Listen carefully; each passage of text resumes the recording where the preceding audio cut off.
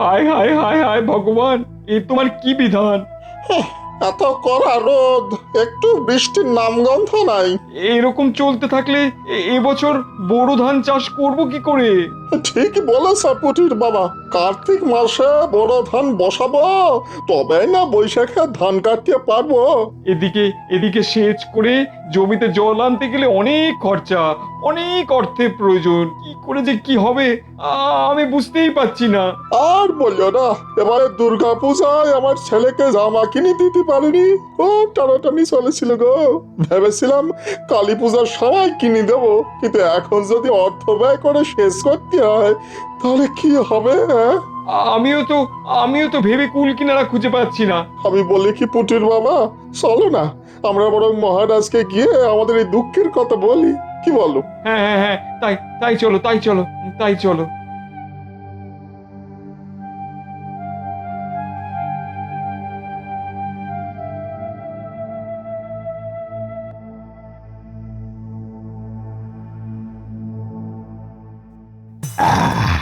তা সবার কি খবর বলো? সামনেই তো কালী পুজো, সবাই কি চিন্তা ভাবনা করলে? মহারাজ, আমার এই রাজ্যের চাষি ভাইদের নিয়ে বেশ চিন্তা হচ্ছে। এবারে বোরো ধান চাষের জন্য তো তেমন ভাবে বৃষ্টি হলো না। ওরা কিভাবে চাষ করবে, কি খাবে, কিছুই বুঝতে পারছি না মহারাজ। হুম, এটা তুমি তো ঠিক কথাই বলেছো। মহারাজ, মহারাজ, আপনি আপনি আমাদের বাঁচান মহারাজ, আপনি আমাদের বাঁচান। কি হলো, কি হলো? মহারাজ, সামনে মা কালীর পুজো, কিন্তু মায়ের আশীর্বাদ আমরা পাচ্ছি না।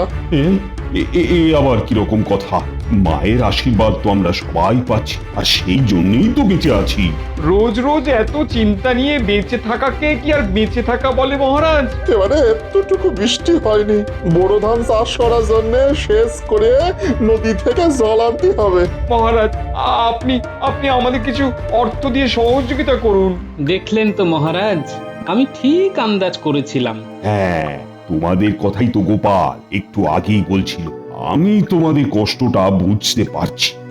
মহারাজ, আপনি যখন আমাদের যন্ত্রণা বুঝতে পেরেছেন, তখন আমাদের কিছু অর্থ সাহায্য করুন না মহারাজ। দেখো, এই মুহূর্তে আমার কাছে রাজকোষে তো তেমন কিছু নেই, আর সামনেই মা কালীর পুজো, অনেক খরচা আছে, বুঝতেই পারছো। মহারাজ, মহারাজ, আপনি আপনি আমাদেরকে এরকম ভাবে খালি হাতে ফিরিয়ে দেবেন না।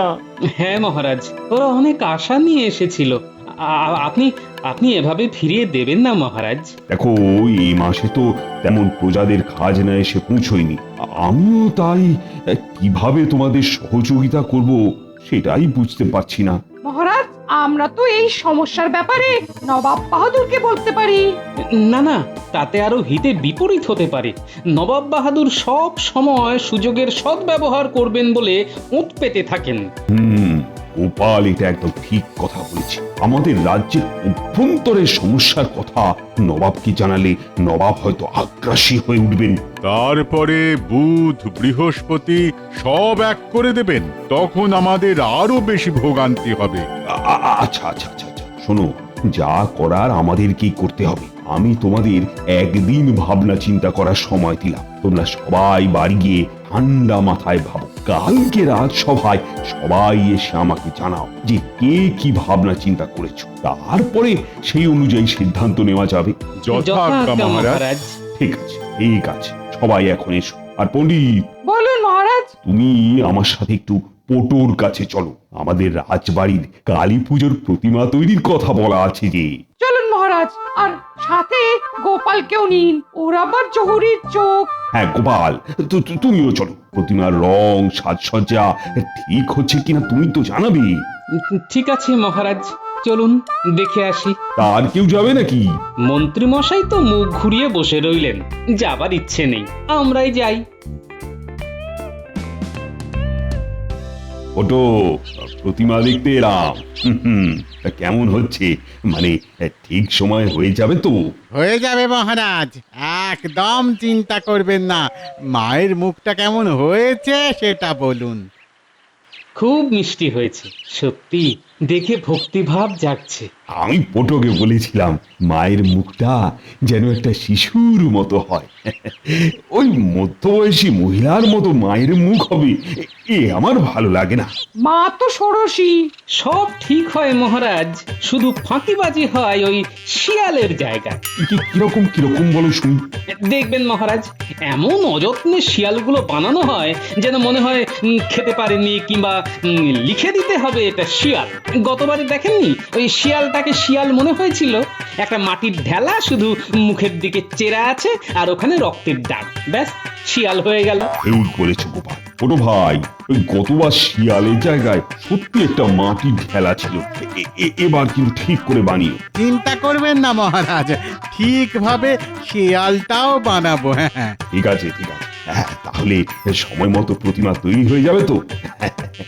এবার আমরা যাই। হ্যাঁ।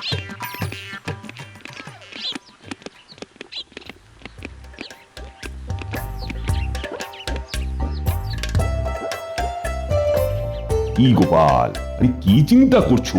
মহারাজ, সব সময় চাষিদের কথাগুলো কানে বড় বাজছে মহারাজ। আমারও কষ্ট হচ্ছে, কিন্তু বুঝলে গোপাল, রাজকোষের অবস্থা তো খুব খারাপ।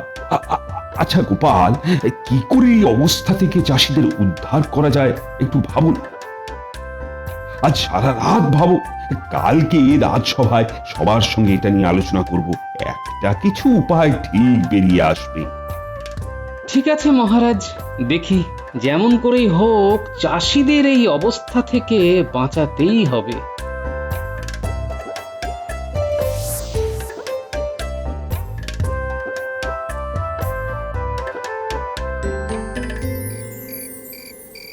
আজ সন্ধে দিতে একটু দেরি হয়ে গেল না?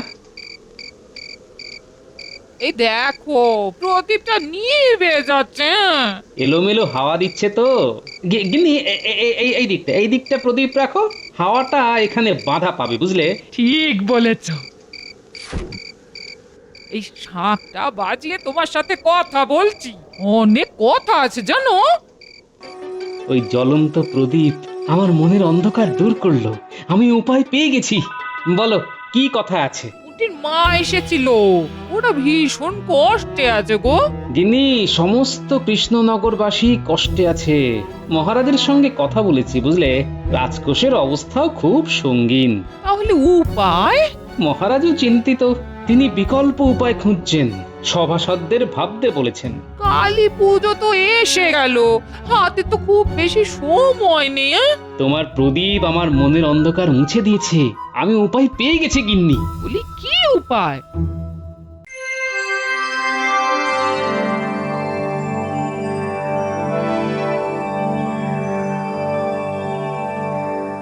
মহারাজ, আমাদের কৃষ্ণনগর কোন শিল্পের জন্য বিখ্যাত? কেন, মৃৎশিল্প। আমাদের কৃষ্ণনগর তো মৃৎশিল্পের জন্য পৃথিবী বিখ্যাত। তাতে কি হলো? মহারাজ, হাতে যেটুকু সময় আছে সেই সময়টুকু যদি ঠিকঠাক ব্যবহার করি, আমরা দরিদ্র চাষিদের পাশে দাঁড়াতে পারবো মহারাজ। আমরা মাটির প্রদীপ বানাবো এবং বাইরের রাজ্যে রপ্তানি করব। আমাদের বানানো মাটির প্রদীপ লোকের কাছে সমাদৃত। সবাই কৃষ্ণনগরের মাটির প্রদীপ নেবার জন্য বসে থাকে মহারাজ। এতে করে ঘরে ঘরে মাটির প্রদীপ কুটির শিল্প হিসেবে আবার ছড়িয়ে পড়বে। বুঝতে পেরেছি। খুব খুব ভালো প্রস্তাব, তাহলে লেগে পড়ো। আমি কাজ শুরু করে দিয়েছি মহারাজ, আমার ঘর থেকে। ঘর থেকে মানে? কাল সন্ধ্যায় আমার গিন্নি যখন তুলসী তলায় প্রদীপ জ্বালাচ্ছিল, তখন সেই মাটির প্রদীপ দেখে আমার মাথায় এই পরিকল্পনাটা এলো মহারাজ। হ্যাঁ, আর সঙ্গে সঙ্গে তুমি কাজ শুরু করে দেবার কথা চিন্তা করলে। হ্যাঁ মহারাজ, সকালবেলায় আমি আমার বানর সেনার বাড়ি বাড়ি গিয়ে তাদের বাবা মাকে এই মাটির প্রদীপ তৈরি করার ব্যাপারে উৎসাহ দিয়ে এলাম। আমার বাড়িতেও মাটির প্রদীপ তৈরি হচ্ছে। এই রকম ভাবে কৃষ্ণনগরের প্রতিটা বাড়িতে কুটির শিল্পের মতো তৈরি হোক মাটির প্রদীপ। সেই মাটির প্রদীপ আমাদের অন্ধকার জীবনে আলো জ্বালাবে মহারাজ। খুব ভালো প্রস্তাব গোপাল। আমি তোমার কাছে কৃতজ্ঞ যে খুব কম সময়ের মধ্যে একটা বিকল্প পরিস্থিতি তৈরি করতে পেরেছো বলে। মহারাজ, এইবার এই মাটির প্রদীপ তৈরির বিষয়টা ঢেঁড়া পিটিয়ে সবাইকে জানিয়ে দিন। আমি এক্ষুনি শুরু করে দিচ্ছি গোপাল। মা কালীর আশীর্বাদে সবার ঘরে হেমন্তের ধান যেন পূর্ণ হয়ে ওঠে।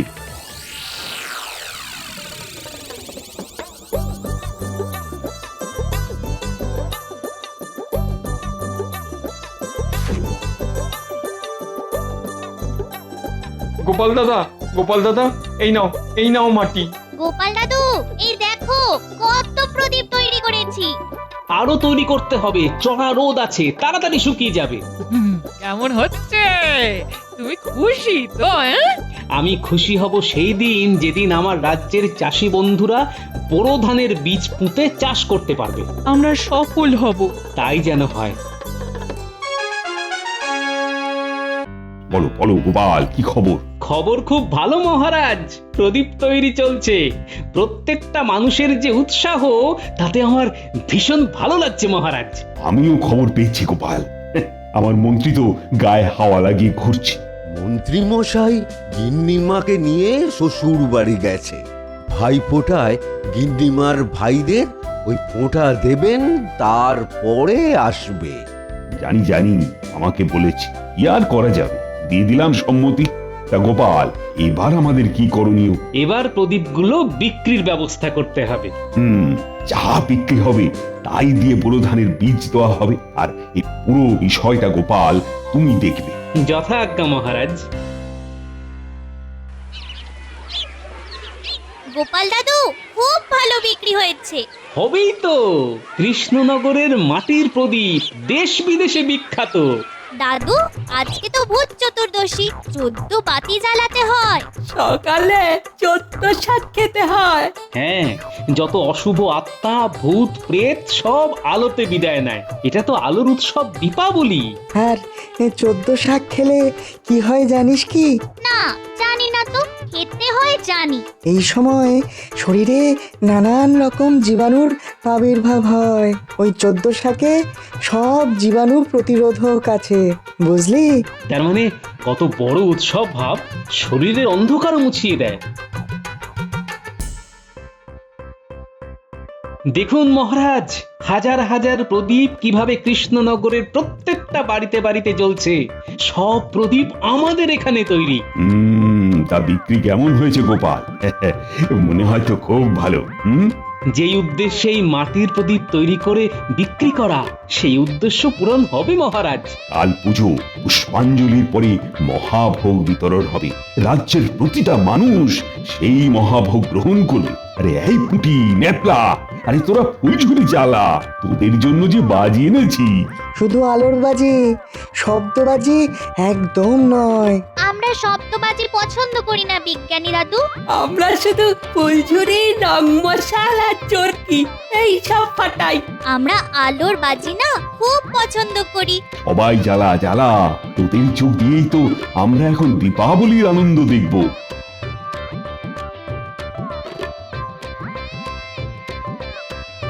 দেখছেন মহারাজ, আমাদের ছোটবেলা এখন এদের হাতে।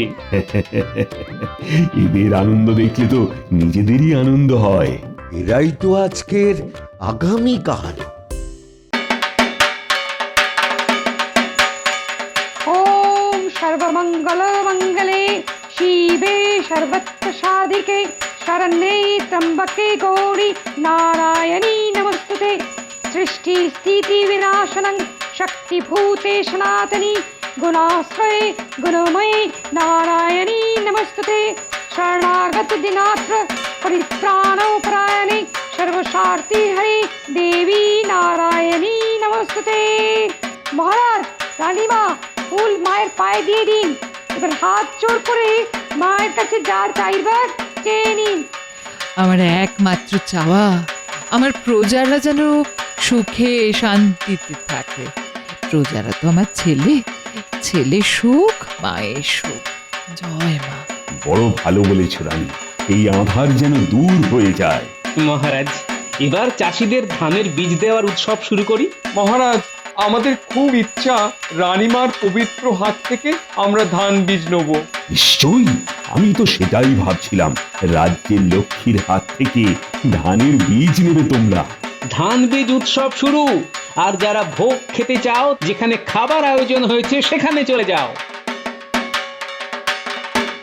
আমি একজন একজন করে নাম ডাকবো, তারা সবাই রানীমার হাত থেকে ধান বীজ নেবে। কেউ হুটোপাটি করবে না।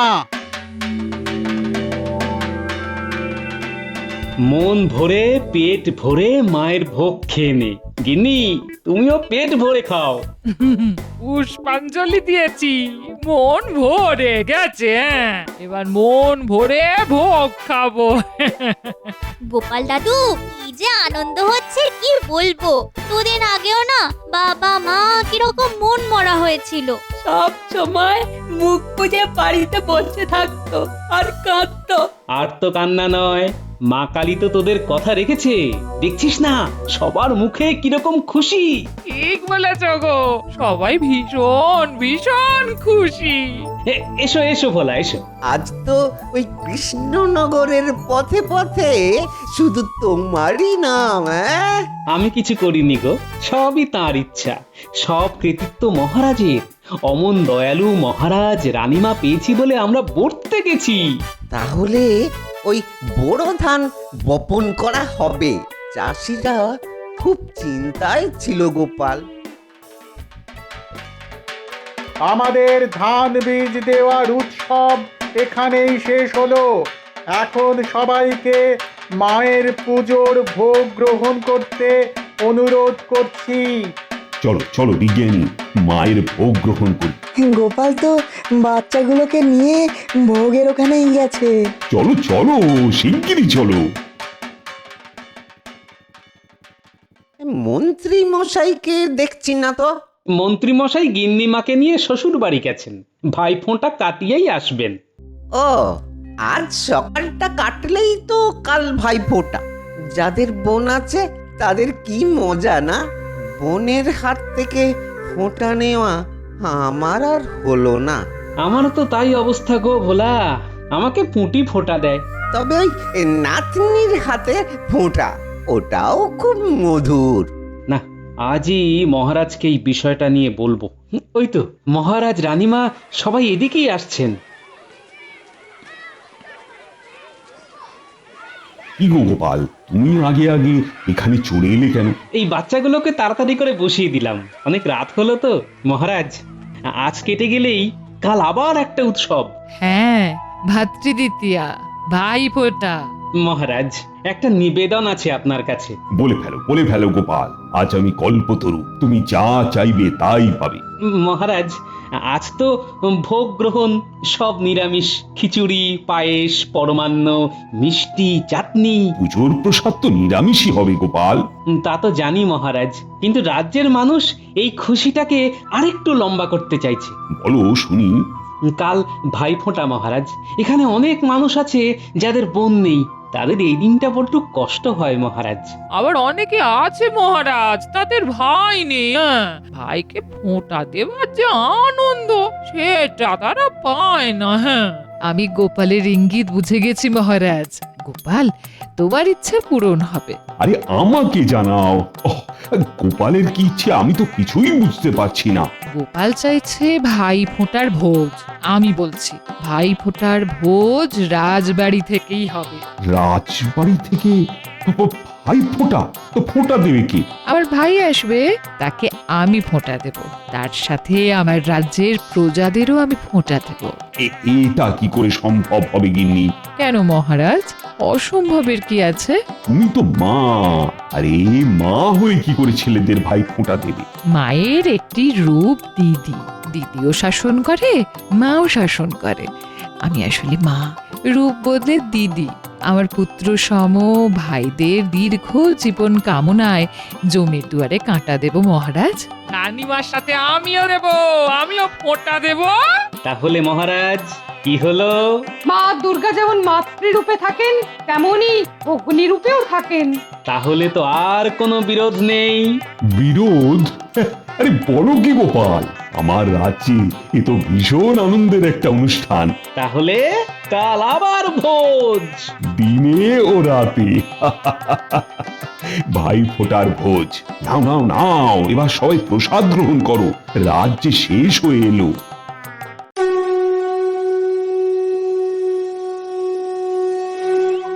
তোরা সব ঠিক করে বস, আমি তোদের একে একে 4 জনকেই ফোঁটা দেব। আমি ঠিক করে সোজা হয়ে বসেছি। দে, আমাকে ফোঁটা দে, আমার খুব খিদে পেয়েছে। দে রে পুটি দে, তাড়াতাড়ি ফোঁটা দে। দিচ্ছি মহারাজ। আচ্ছা পেটুগ্রাম তো তুই,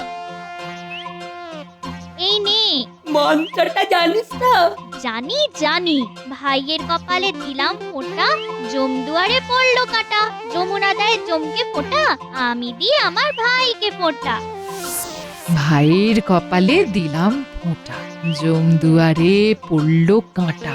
যমুনা দেয় জমকে ফোঁটা, আমি দিই আমার ভাইকে ফোঁটা। রানীমা, কাঁদছো কেন গোপাল? কি হয়েছে? আমার আমার মা ছিল না রানীমা। রানীমা, আপনি আপনি আমার মায়ের অভাব পূরণ করেছেন রানীমা।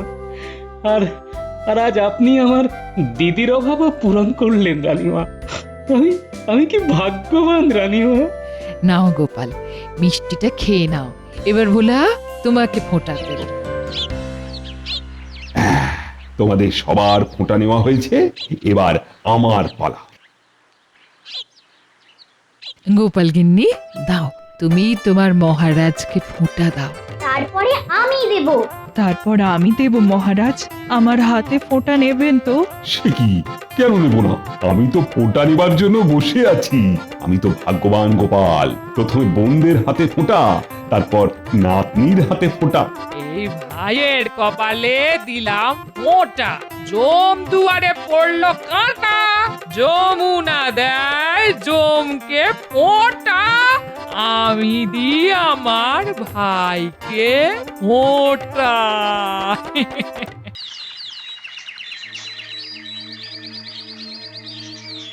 আরে এত সকালে তুমি কোনো বিপদ আপদ হয়নি তো? আমি তো মহারাজ বিপদের মধ্যেই আছি, সেটা বলতেই তো সাহস করে আপনার কাছে এসেছি মহারাজ। বিপদের মধ্যে আছো? সেটা তো খুবই মুশকিলের ব্যাপার। গোপাল আমাকে তো কিছু বলেনি। উনি আবার কি বলবেন? সমস্যা তো ওনাকে নিয়েই মহারাজ। গোপালকে নিয়ে তোমার সমস্যা? কেন কেন কেন? ও কি তোমাকে যথেষ্ট সম্মান দেয় না? না মহারাজ না, ব্যাপারটা ঠিক সেরকম নয়। ব্যাপারটা কি করে যে আপনাকে বলি সেটাই ভেবে পাচ্ছি না। আরে লজ্জা পাবার কি আছে? আমাকে নিঃসংকোচে বলতে পারো। আসলে মহারাজ, মানুষটা না বড্ড বেশি খায়। এত খিদে কোথা থেকে আসে কে জানে। আজকের কথাই ধরুন, দুটো পাঁঠার মাংস একাই খেয়ে ফেললো। আমার জন্য মাত্র দুটো টুকরো, সঙ্গে যা যা খেয়েছে তার হিসেব দিলে আপনি অজ্ঞান হয়ে যাবেন। এত রান্না আমি কিভাবে করি বলুন তো? না না না না না, এসব চলতে পারে না। তোমার কথা আমি শুনলাম, আর এজন্য গোপালকে যা বলার তা আমি বলবো। তুমি তুমি চিন্তা না করে বরং বাড়ি ফিরে যাও। মহারাজ, আমি যে আপনাকে এইসব কথা বললাম তা কিন্তু আমার স্বামীকে বলবেন না। না না না, আমি এ ব্যাপারে গোপালকে কিছুই বলবো না। তুমি চিন্তা করো না, কেমন? যাও।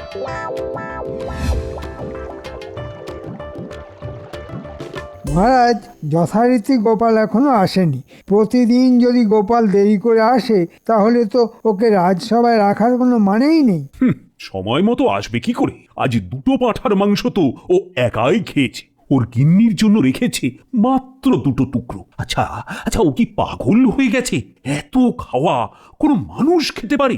আমি তো ভাবতেই পারি না। আমি বারবার আপনাকে এই কথাটাই বলতে চেয়েছিলাম যে গোপাল ঠিক মানুষ নয়, অন্য কিছু হতে পারে।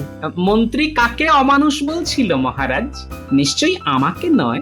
গোপাল, তোমার কি নিজেকে মানুষ বলে মনে হয়? গোপাল, তুমি ভেবে বলো না, তোমার কি নিজেকে মানুষ বলে মনে হয়? মহারাজ, মানুষের সংজ্ঞাটা কি সেটাই তো জানি না। আচ্ছা, কোনো মানুষ একাই দুটো পাঁঠার মাংস খেতে পারে? তা তো আমি ভাবতেই পারি না। আর তুমি সেটাই করে দেখালে, বাড়ির কারো জন্য কিছু রাখলে না। গোপাল, তোমার মধ্যে একটা পশু ভাব এসেছে এবং সবাই সেটা লক্ষ্য করেছে। আচ্ছা, এবার তুমি বলো তো, এই আমার রাজসভায় তুমি থাকবে না স্বেচ্ছায় চলে যাবে? সবাই, এমনকি আপনিও যখন আমায় পশুর সঙ্গে তুলনা করছেন তখন আমার চলে যাওয়াই উচিত বলে মনে হচ্ছে মহারাজ।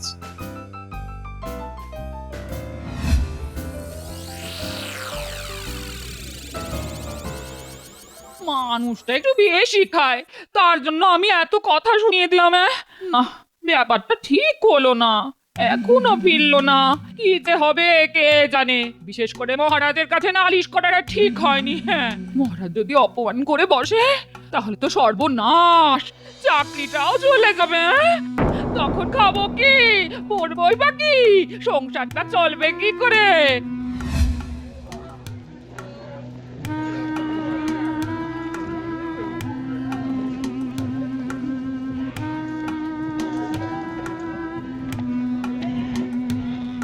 আরে গোপাল যে, আমার দোকানে তা কি ব্যাপার? যাত্রা দল খুলবে বলে ঠিক করেছো নাকি? প্রায় সেরকমই ব্যাপার আর কি। তা তোমার দোকানে বাঘের পোশাক আছে? বাঘ কেন, জলহস্তি, গন্ডার, হাতি, যা চাইবে তাই পাবে। না, ওগুলি পরে লাগবে। আপাতত আমার বাঘের পোশাকটাই চাই, বুঝলে? তা হঠাৎ তোমার বাঘ সাজবার ইচ্ছে হলো কেন বলো তো? ওই আমার পাড়ার নাতি নাতনিদের ভয় দেখাতে। ওদের বলেছিলাম বাঘ দেখাবো, কিন্তু বাঘ দেখানো কি সহজ কাজ? তাই ভাবলাম নিজেই বাঘ সেজে ওদেরকে চমকে দিই, এই আর কি। তা ভাই গোপাল, তোমার মাপের বাঘের পোশাক তো নেই। দুটো বাঘের পোশাক জোড়া দিয়ে বানাতে হবে। তোমার কাঁচি আছে তো, আর সুতো? আমাকে দুদিনের জন্য ধার দাও তো, আমি দুদিন পরে তোমাকে ফেরত দিয়ে যাবো, বুঝলে? আরে নিয়ে যাও নিয়ে যাও, কাউকে দিয়ে পাঠিয়ে দিলেই হবে। আর একদিন আমাকে দেখিয়ে দিও বাঘের সাথে তোমাকে কেমন লাগে।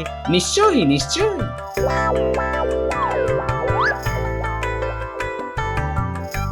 দাদু এখনো ফেরেনি, দিদা খুব চিন্তা করছে। হালুম। বাবা, ও বাবা, ও বাবা, বাঁচাও বাঁচাও বাঁচাও, ও বাবা, লোকটা গো, বাঁচাও বাঁচাও! আরে দূর বোকা, আমি তো দাদু রে, বাঘ সেজে এসেছি। বাপরে, ভয় একদম দম বন্ধ হয়ে আসছিল। তা দাদু, তুমি হঠাৎ বাঘ সাজতে গেলে কেন? নিশ্চয়ই তোমার কোনো মতলব আছে। কি সেটা বলো? আরে বলছি বলছি, আগে যেটা করতে হবে সেটা বলে নি। আমার এই জামা কাপড়গুলি নিজেদের কাছে রাখবে, বুঝলি? কাল সকালে এগুলি রাজবাড়িতে নিয়ে গিয়ে মহারাজকে দেখিয়ে বলবি যে জঙ্গলের মধ্যে এগুলি পাওয়া গেছে। তারপর তোর দিদাকে সেই কথাটাই বলবি, বুঝলি? দিদাকেও এই কথা বলবো? দিদা তো খুব কষ্ট পাবে তাহলে। ও কিছু না, আমি তো আর সত্যিকারের বাঘ হয়ে যাইনি রে বাবা, মাত্র তো দুদিন, তারপরই ফিরে আসবো। রাখ রাখ, এই জামা কাপড়গুলো রাখ, একটু আলতা লাগিয়ে নিতে পারিস, বেশ ঘন আলতা, যাতে মনে হয় রক্ত লেগে আছে। ঠিক আছে দাদু, একেবারে তোমার মতো করেই কাজ হয়ে যাবে। আমি গুলটে আর ন্যাপলাকেও জানিয়ে দিচ্ছি।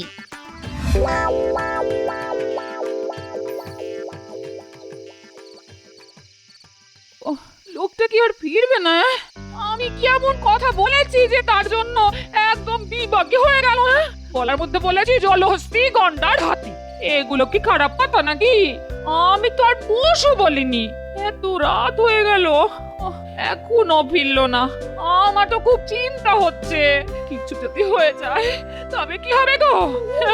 আমাকে একা ফেলে তুমি যেও না গো, আমি যে তাহলে বেদবা হয়ে যাব গো। এ তুমি আমায় কি করে গেলে গো? এত কান্নাকাটির কি আছে দিদা? কি বলছিস তুই বুটি? হ্যাঁ, আজ এখনো দাদু ফেরেনি, তো চিন্তা হচ্ছে না? কাল আমরা দাদুকে খুঁজতে যাচ্ছি, দেখি পাওয়া যায় কিনা। যদি আর না পাওয়া যায় তবে আমার কি হবে গো? আরে বাবা, খারাপ চিন্তা করলে শরীর খারাপ করবে। যাও যাও, এবার একটু ঘুমিয়ে পড়ো তো। গোপাল দাদা, আজ ও বাড়ি না গিয়ে এখানেই থেকে যাও তাহলে। তাই করব ভাবছি। তাছাড়া বাঘের পোশাকটা একটু সেলাই করতে হবে। দোকান থেকে কাঁচি, সুতোও নিয়ে এসেছি। ভাগ্যিস কাঁচিটা দোকানদার দিয়েছিল, তাই কেটে কুটে এখন যা দাঁড়িয়েছে গায়ে একদম খাপে খাপ হয়ে যাবে। এবার শুরু হবে গোপালের ভেলকি। কাল ভাবছি গোপালের বিদায়ের জন্য রাজসভায় রসগোল্লা নিয়ে যাব। মহারাজ খুব খুশি হবেন। এসব আবার করার কি দরকার আছে বলো তো? কত খরচা পড়ে যাবে, বুঝতে পারছো না তুমি? শোনো, গোপাল নেই, এটাই সময় মহারাজকে খুশি করার। সামান্য খরচের জন্য ভাবছি না। রসগোল্লা মহারাজ খেতে খুব ভালোবাসেন, তাকে খাইয়ে একেবারে জামার হাতায় ঢুকিয়ে নেব, দেখে নিও। শোনো শোনো, এটাই সময়। শুধু মহারাজ কেন, রাজসভার সবাইকেই তো তোমার খুশি রাখতে হবে না? কথাটা তো তুমি ভালোই বলেছো, কিন্তু খরচা যে খুব বেড়ে যাবে, সেটা করা কি ঠিক হবে? হ্যাঁ, তা হবে বটে, কিন্তু খরচাটা উঠে আসবে, তুমি দেখে নিও। হ্যাঁ, বুদ্ধিটা ভালোই দিয়েছো। খরচা নিয়ে ভাবার কোনো দরকার নেই, ও উঠে আসবে। এখন গোপাল নেই, আমি নিশ্চিন্ত।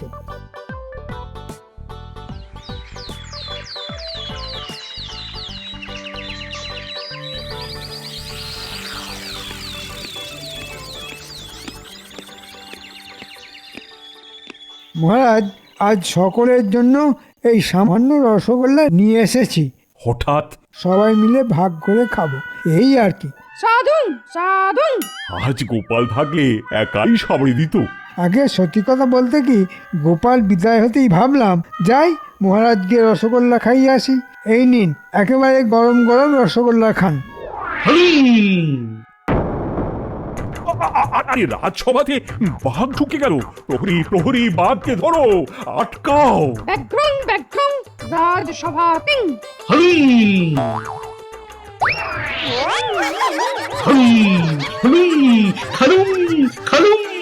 পালাও পালাও।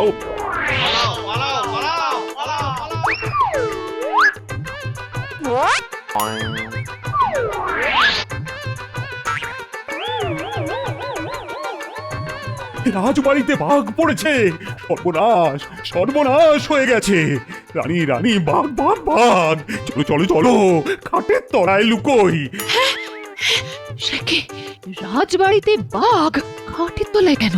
জানলা দিয়ে ওই গাছটার ডালে বসে থাকি না কেন মহারাজ? আগেরে আমাদের খুঁজে না পেয়ে চলেও যাবে। ব্যাঘ্রং ব্যাঘ্রং খাবেং খাবেং। বাঘ ভাই, আমাকে খেয়ে কি করবে বলো? আমার এই তো শরীর, মাংস নেই বললেই চলে। যে পরিমাণ রসগোল্লা খেলে দেখে মনে হচ্ছে গোপালও তোমার সঙ্গে পেরে উঠবে না। গোপালকে খেলে তোমার পেট ভরে যেত। তুমি আজ চলে যাও না ভাই, গোপাল ফিরলে এসো। কোথায় গেলে তোমার দেখা পাবো বলে দাও, আমি নিজে গিয়ে তোমায় নিয়ে আসবো। ওরে বাবা রে বাবা, না না, তোমাকে আর জ্ঞান দেবো না। আর কিছুক্ষণ এখানে থাকলে আমাদের কাপড়ে চোপড়ে হয়ে যাবে ভাই।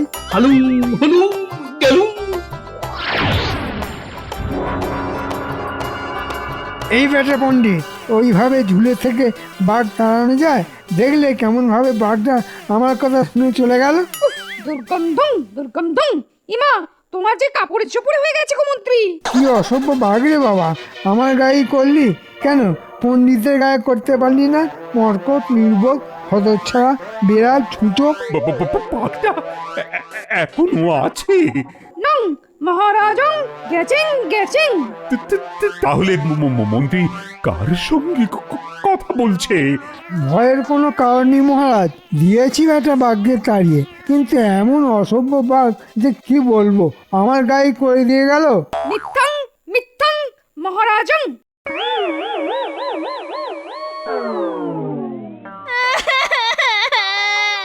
মহারাজ মহারাজ, দাদুর রক্তমাখা কাপড় চোপড় পাওয়া গেছে জঙ্গলের মধ্যে।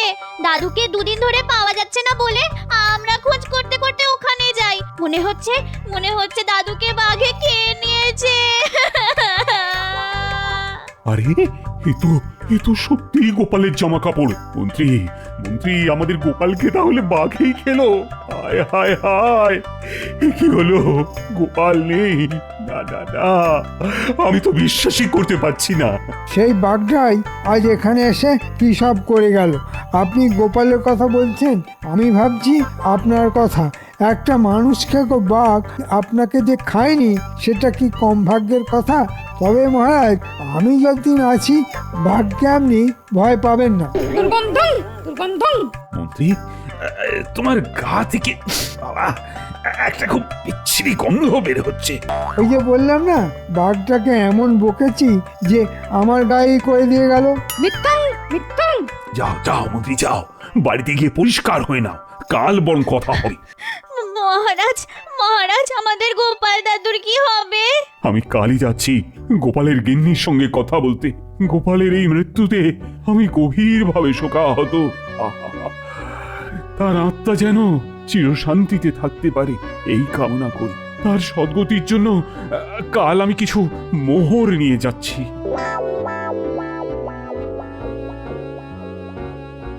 এ তোরা কি শোনালি রে? লোকটা শেষ পর্যন্ত বাঘের পেটে গেল। সব আমার দোষ। কেন যে মানুষটাকে জলহস্তি বলতে গেলাম কে জানে। ওগো তুমি আমায় ছেড়ে চলে গেলে, এত বড় ধুরন্ধর তুমি, আমাকে সেই একলা ফেলে গেলে। আমিও আর এই ধরাধামে থাকবো না। এই পুটি আমায় বিষ এনে দে, বিষ এনে দে, খেয়ে মরি।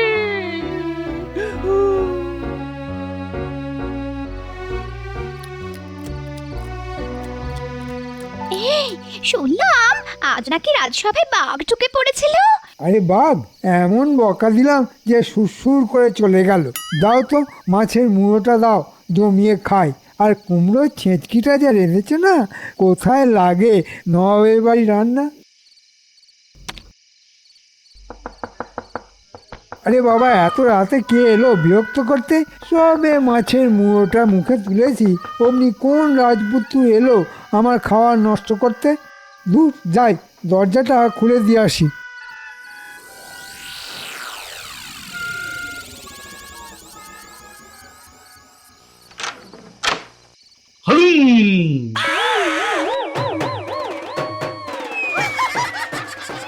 ওরে বাপরে বাপ, আবার সেই বাঘ। এবার বুঝি আমাকেই খাবে। গিন্নি তুমি কোথায়? আমাকে বাঁচাও, আমাকে বাঁচাও। ওরে বাপরে বাপ, আমাকে বাঁচাও, আমাকে বাঁচাও, আমাকে বাঁচাও, আমাকে বাঁচাও। মামা, মামা গো, কেন আমায় ভয় দেখাচ্ছ? আমি তোমার কি ক্ষতি করেছি বলো?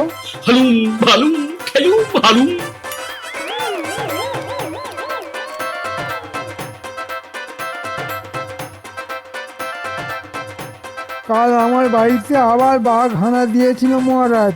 কত সুন্দর মাছের মুড়োটা খেয়ে নিয়ে চলে গেল। হ্যাঁ, শুধু কি তাই, ভাত পর্যন্ত চেটে পুটে খেয়ে নিয়েছে, একেবারে হাঁড়ি ফাঁকা করে দিয়েছে। আশ্চর্য ব্যাপার মহারাজ। যখন তখন বাঘটা এসে যাত্রার বাড়ি থেকে সব খাবার খেয়ে পালাচ্ছে, সারা নগরের লোক পালাচ্ছে। এখানে কিভাবে রাজধানী রাখা যায় মন্ত্রী? মহারাজ, আমার মনে হয় বাঘটাকে জাল দিয়ে ধরার একটা চেষ্টা করা উচিত, তাই না? আমার কেন জানি না মনে হচ্ছে বাঘ বেটা আবার এই রাজসভাতেই আসবে। তাই আমার মত হলো এই সভাতেই জাল ছড়িয়ে রাখা হোক। বাঘ আসলেই জাল গুটিয়ে নিতে হবে, আর তাহলেই বাঘ ধরা সম্ভব হবে। কিন্তু মহারাজ, এ তো বড় মানুষ খেকো বাঘ। যদি জাল ছেড়ে বেরিয়ে যায় তাহলে তো বিপদ হয়ে যাবে। তাও তো ঠিক। ঠিক আছে, আমাকে একটু সময় দাও, একটু ভেবে দেখি মাথা থেকে কোনো উপায় বের করতে পারি কিনা। কপাল কপাল করে তো দোকান খুলেছি, নইলে সব মিষ্টি তো নষ্ট হয়ে যাবে। কিন্তু বাঘের ভয়ে খদ্দেররা আসবে তো, কে জানে। আমার কপালটাই খারাপ। ওরে বাবারে, যা ভেবেছিলাম তাই হলো। এই মামা মিষ্টি খেতে এসেছে। ঘোর কলি, ঘোর কলি। বাঘেও এখন মিষ্টি খায়। আমি চললুম।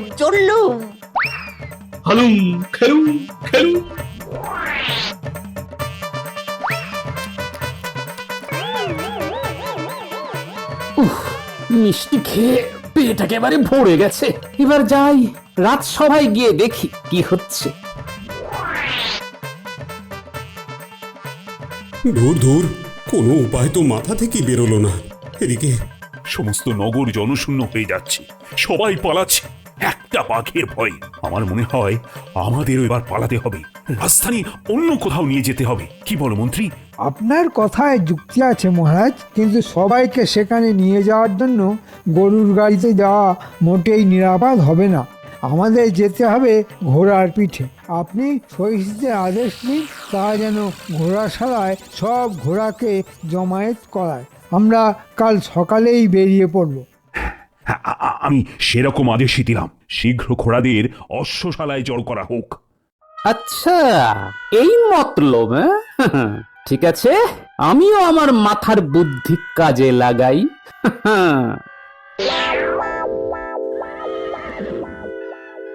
শেষ কাজটা এই বেলা করে ফেলি। ঘোড়াগুলিকে ভড়কে দিই, আগে ঘোড়াশালে ঢুকি, তারপর ডাক ছাড়বো। হালুম হালুম ঘোরালুম ঘোরালাম হালুম হুলুম। একই ঘোড়াদের ডাক শোনা যাচ্ছে। আহ, ওদের আবার কি হলো? নিশ্চয়ই ঘোড়ার পালে বাঘ পড়েছে। মন্ত্রী, চলো চলো চলো, গিয়ে দেখতে হবে কি হয়েছে। হ্যাঁ মহারাজ, চলুন। এখানে বাঘ পড়লে মারা পড়ে যাব আমরা। কি মন্ত্রী, আরে সব ঘোড়া পালাচ্ছে কেন? কেন এখনো বুঝতে পারছেন না? বাঘ পড়েছে, বাঘ বাঘ। বাঁচতে চাইলে চলুন আমরা অস্ত্রশালার ভিতর আশ্রয় নিই। হ্যাঁ হ্যাঁ, তাই চলো, ভিতরে গিয়ে দাঁড়াই।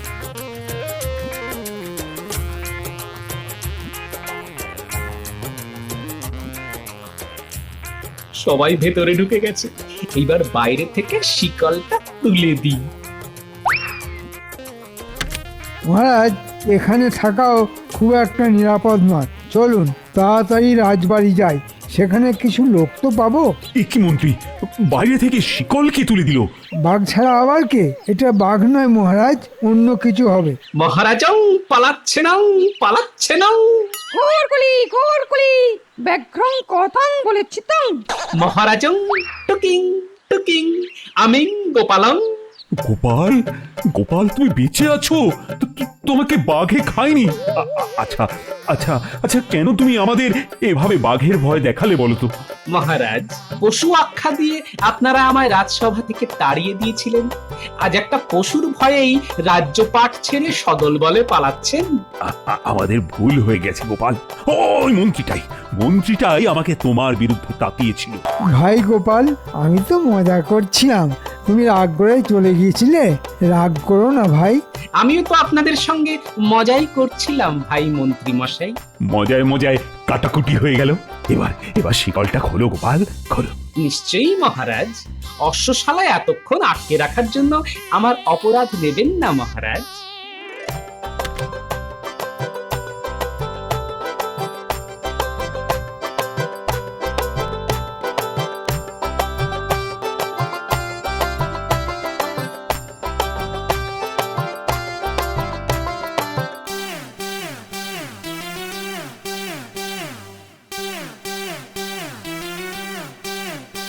সকালে কত গালি দিয়েছে অপদার্থ বলে, আজ কাকে বলবো?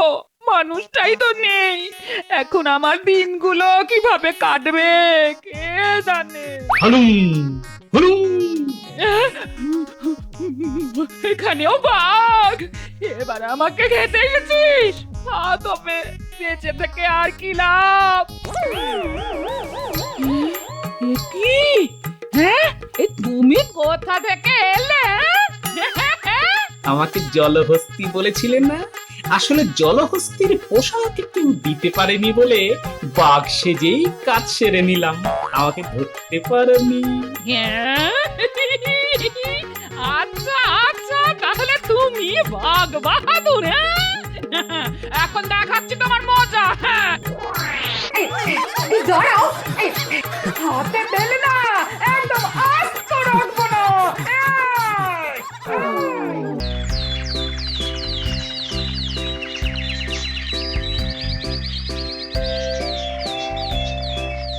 আজ বাজার যাব না, কি পেটে ব্যথা শুরু হয়েছে। মাগো, পেটে ব্যথা? বুঝেছি বুঝেছি, বাজার যাওয়ার নামেই তোমার অনেক কিছু শুরু হয়ে যায়। পেটে ব্যথা হচ্ছে তো আমি কি করতে পারি? তা তোমার পেটে ব্যথার কারণটা জানতে পারি? সেরকম ব্যথা হলে বলবো, একবার বৈদ্য মশাইকে দেখিয়ে নেওয়া ভালো। পেটে কেন ব্যথা হলো সেটা আগে বলো। কম খেয়ে বললে কেউ বিশ্বাস করবে না, তাই বলিনি। কি বললে? কি এমন খেতে দাও? কি এমন খেতে দাও? কাল রাতে 2 হাঁড়ি মাত্র ভাত খেয়েছি, সকালে 1 হাঁড়ি পান্তা। এই খাওয়া খেয়ে বাজারের মতো কঠিন কাজ করা যায়? পেটে ব্যথা হবে না বলো তো গিন্নি? আমার মাথা চিবিয়ে না খাওয়া পর্যন্ত তোমার পেটের খিদে মিটবে না। হ্যাঁ, আজ আমি খেতে দেব না। দেখি পেটে ব্যথা নিয়ে তুমি কি করে রাজসভায় যাও। এই যে একটা অসভ্য লোক হলে তবে একটা লোক বলতে পারে কম খেয়ে পেটে ব্যথা হয়েছে।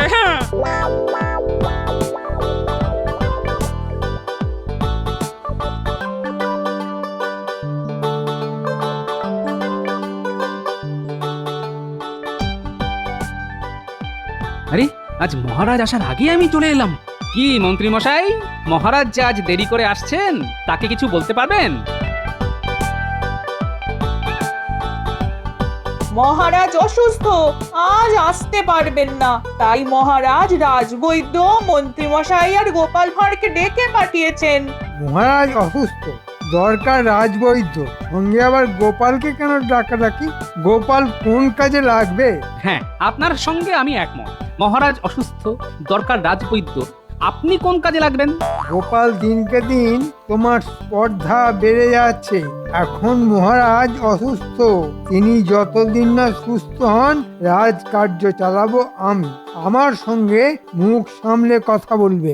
তথাস্তু মহারাজ।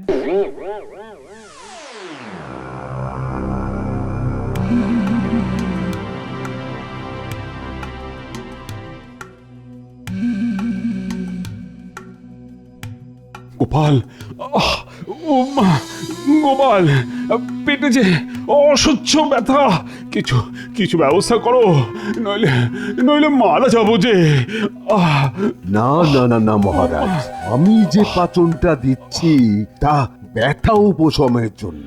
রোগ সারাবে সেই ওষুধ, যা আনতে আমাকে যেতে হচ্ছে ওই ভিন রাজ্যে। যাও যাও যাও, দেরি করো না, এক্ষুনি এক্ষুনি বেরিয়ে পড়ো। আমাকে সুস্থ করে তুলতে পারলে তোমাকে তোমাকে এমন পুরস্কার দেব যে তুমি ভাবতেও পারবে না। পুরস্কারের প্রশ্ন এখন আসছে না মহারাজ, আপনাকে সুস্থ করাটাই এখন আমার প্রথম কাজ। আগের কাজ আগে করা যাক। গোপাল বরং আমার সঙ্গে চলুক, আমি গোপালকে পাচনটা দিয়ে দিচ্ছি। দিনে অন্তত 5 বার করে খেতে হবে, তাহলে তাহলে ব্যথা কমবে। আচ্ছা আচ্ছা, আমি ওই গোপালের হাতে ওষুধ দিয়ে বেরিয়ে পড়ছি। হ্যাঁ হ্যাঁ, তাই করো গোপাল, তুমি রাজবৈদ্যর সঙ্গে যাও।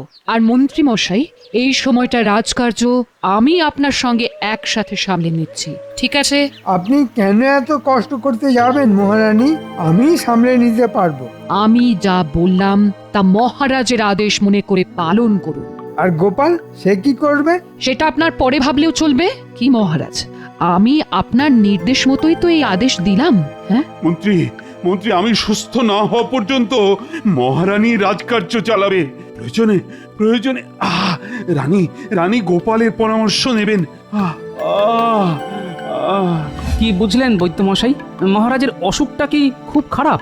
না, খুব খারাপ নয়, ভয়ের কোনো কারণ নেই, তবে কষ্ট পাবে। যতক্ষণ না ঠিক ওষুধ পড়ছে ততক্ষণ কষ্ট পাবে। কি ব্যাপার, এত তাড়াতাড়ি গোপাল আর রাজবৈদ্য রাজসভা থেকে ফিরে আসছে? ব্যাপারটা একটু দেখতে হয়। আমি ওদের দিকে পিছন ফিরে দাঁড়িয়ে রইলাম, ওরা এগিয়ে গেলেই আমি ওদের পিছু নেব। হ্যাঁ, তা আপনার ফিরতে ফিরতে তো 2-1 দিন লাগবেই। এই সময়টা মহারাজকে যে পাচনটা দিলেন তা নিশ্চয়ই কাজ করবে।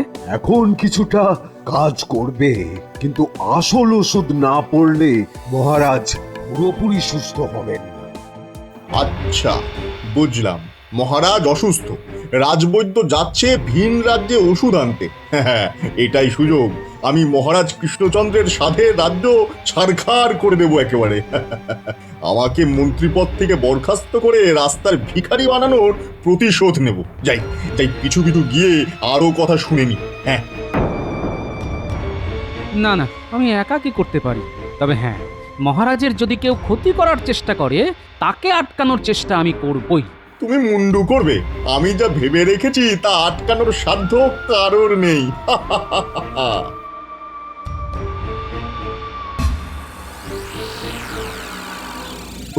ওই তো লোক পেয়ে গেছি। একেই রাজবৈদ্য সাজিয়ে নিয়ে যেতে হবে। আগে আগে একটু কথা বলে নি। হ্যাঁ, কয়লা নিবেন নাকি হুজুর? হ্যাঁ, একেবারে খাঁটি কয়লা, শুকনা শুকনা, আগুন লাগাইলেই জইলা উঠবো। নিবেন নাকি হুজুর? না, আমি কয়লা কিনতে আসিনি, কিন্তু তোমাকে আমার দরকার। তুমি দেখতে একেবারে রাজবৈদ্যর মতো। তোমাকে রাজবৈদ্য সাজতে হবে। আমি সাজুম রাজবৈদ্য? এ কি কথা কইতাছেন? আমি কি বদ্যি নাকি যে লোকরে ওষুধ দিমু? আরে বাবা, সেরকম কিছু হবে না। মহারাজকে ঠিক ওষুধই দেবে। আসল রাজবৈদ্যকে আমি আটক করে রাখবো। তুমি রাজবৈদ্যের জায়গায় শুধু অভিনয় করবে। ওষুধ দিলে মহারাজ সেরে উঠবেন, আর তুমি অঢেল মোহর পুরস্কার পাবে। তার অর্ধেক তোমার আর বাকি অর্ধেক আমার। কি রাজি? রাজি না হইয়া উপায় আছে? আপনি যে মোহরের কথা কইলেন তা পাইলে মরতেও আমার কোনো ভয় নাই। আমরা গরিব মানুষ, মোহরের লোভ আমাগো থাকবই। ঠিক আছে, এবারে কন কি করতে হইব সেটাই কন। তেমন কিছুই নয়, রাজবৈদ্য যে পথ দিয়ে ফিরবে সেই পথে আমাদের অপেক্ষা করতে হবে। বৈদ্যমশাই ওই রাস্তায় আসলেই আমরা তাকে ধরে আটকে রাখবো একটা ঘরে। তারপর তুমি যাবে মহারাজের কাছে ওষুধ নিয়ে। তোমার ওষুধ খেয়ে মহারাজ সুস্থ হয়ে উঠবেন, আর তুমি পাবে অঢেল মোহর। হ্যাঁ, ঠিক বিশ্বাস হইতাছে না। আপনি কে সেটাই তো জানলাম না। হঠাৎ করে আইসা আমারে রাজবৈদ্য সাজাইয়া মোহর দিতাছেন। আমি তো ভাবতাছি এটা সত্য না ভগবানের লীলা। আমি ভগবান, তোমাকে আশীর্বাদ দিলাম। আপনি ভগবান? প্রণাম প্রণাম প্রভু প্রণাম। শেষ পর্যন্ত দেখা দিলেন। আমি তো ভাবতেই পারতাছি না। ভগবান প্রণাম প্রণাম, ভগবান প্রণাম। অত বড় দুর্গম, কিন্তু যাই হোক এতটা রাস্তা আসা সার্থক হয়েছে। ওষুধটা পাওয়া গেছে। এই শেকড়টা মহারাজকে সুস্থ করে তুলবে। ওই যে লোকটা আসছে, সেই রাজবৈদ্য। ওকে গিয়ে ধরতে হবে, ধরে আটকে রাখতে হবে। হ্যাঁ। আরে এরে তো একেবারে আমার মতো দেখতে। কি কইরা হইল প্রভু? মাঝে মাঝে আমারও একটু মজা করতে ইচ্ছে করে, তাই রাজবৈদ্যের মতন করে আমি তোমাকে বানিয়েছি। আপনি যখন বানাইছেন তখন ঠিকই করছেন। এবার পাল্টা পাল্টি হইব, তাই তো? এখন চুপ করে থাকো, রাজবৈদ্য কথাবার্তা শুনতে পেলে পালাবে। হ্যাঁ, যাক, প্রায় ঘরে ফিরে এসেছি। এই জঙ্গলটা পেরিয়ে গেলেই নগর।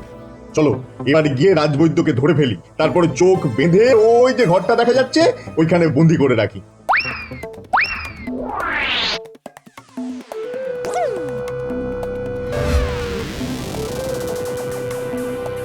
আরে আরে, কে রে? কে কে আমার চোখ বেঁধে ফেললি? কে? দেখাচ্ছি দেখাচ্ছি মজা। ইরে ইরে, আমার আমার হাত পাও বেঁধে ফেলছে। আরে আরে, কারা তোরা? কারা? অনেকদিন ধরে বৈদ্যগিরি করেছেন, এবার একটু বিশ্রাম নিন। ছাড়ো ছাড়ো ছাড়ো ছাড়ো বলছি। আমি মহারাজের জন্য ওষুধ নিয়ে যাচ্ছি।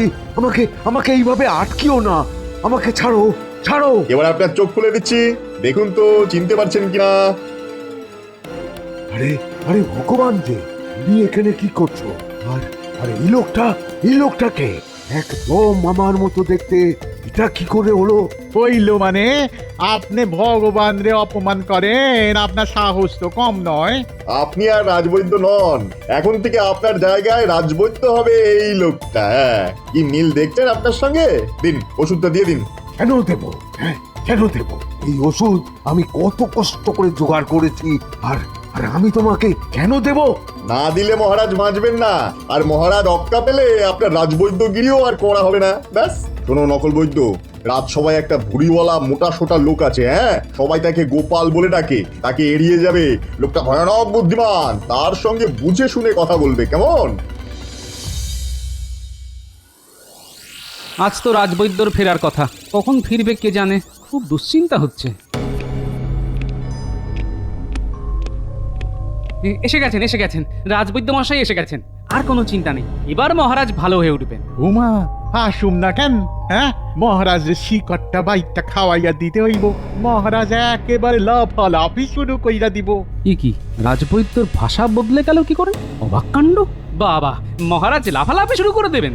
বাবা, আপনি তো নিজেই লাফালাফি শুরু করে দিয়েছেন, নইলে আপনার মুখে তো এরকম ভাষা কখনো শুনিনি। আরে বাবা, ওষুধ আনতে গিয়া আমিও একটা ওষুধ খাইয়া নিছিলাম। ব্যাস ব্যাস, আমার ভাষাও বদলাইয়া গেল। তা আমি কি করুম? এখন এই ভাষাতেই কথা কইতে হইব। আস্তে আস্তে এই ভাষা কাইটটা যাইব। এখন চলেন চলেন চলেন, মহারাজ রে ওষুধ খাওয়াইতে হইব। চলেন। হ্যাঁ, চলুন। একটা গন্ডগোল তো আছেই, দেখি কোনো বুদ্ধি বার করতে পারি কিনা। এই লোকটাই তাহলে গোপাল? এর কাছ থেকেই আমারে দূরে দূরে থাকতে কইছে ভগবান। ঠিক আছে দূরেই থাকুন।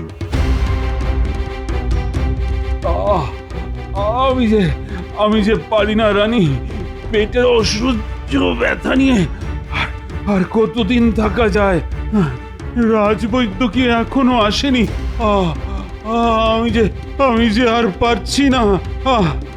আজকেই তো ওনার আসার কথা, এক্ষুনি আসবে।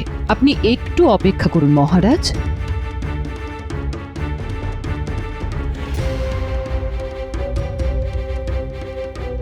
আমি একাই পারুম, এবার আপনি আসতে পারেন। আমারে কি রাজবাড়ি চিনাইতে হইব? এটাই তো মহারাজার ঘর। আমি যাই, ভেতরে ঢুকি, এক্ষুনি ওষুধ দেওয়ানের দরকার।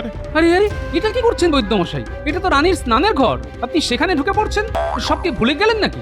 লোকটা নিশ্চয়ই নকল রাজবৈদ্য, নইলে মহারাজের ঘর ভুলে যায় না। একটু নজর রাখতে হবে। না মানে এতদিন পর আইলাম তো, তাই বই লাগেছিলাম। চলেন চলেন, মহারাজের ঘরটা চিনাইয়া দেন, চলেন। বুঝলাম। এর ওষুধ কি মহারাজকে খাওয়ানো উচিত হবে? মনে হয় লোকটা রাজবৈদ্যকে আটক করে ওষুধ নিয়ে এসেছে, নইলে মহারাজকে ওষুধ খাওয়ানোর সাহস পেত না। ঠিক আছে, আগে ওষুধটা তো খাওয়ানো যাক। রাজবৈদ্য আর আসবে না রানী। আমি এভাবেই মরে যাব। কে আপনাকে মরতে দিচ্ছে মহারাজ? এই দেখুন, রাজবৈদ্য চলে এসেছে। বৈদ্য তুমি এসে গেছো। আমি তো তোমার প্রতীক্ষাতেই আছি। দাও আমাকে ওষুধ দাও বৈদ্য, ওষুধ দিতাছি। দাঁড়া দাঁড়া, এই সেই শেকড়টা চিবাইয়া খান, আর এই শেকড়ের গুঁড়া জল দিয়ে গিলা ফেলেন। এ কি বৈদ্যমশাই, আপনার ভাষাটা এভাবে বদলে গেল কেন? আরে আমার পেটের ব্যথাটা ক্রমশ কমছে। রাজবৈদ্য, তুমি আমার প্রাণ বাঁচালে।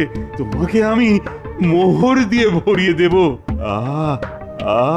কতদিন বাদে পেটের অসহ্য ব্যথাটা কমে গেল। আমার কাজ আমি করছি, এবার আমারে মোহর দেন। আপনি কইছেন প্রস্তুত দিবেন, তাই যেন হয় মহারাজ।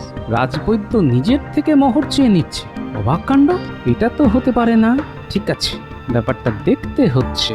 আমার চোখে যখন একবার খটকা লেগেছে, তখন ব্যাপারটা খতিয়ে দেখা উচিত।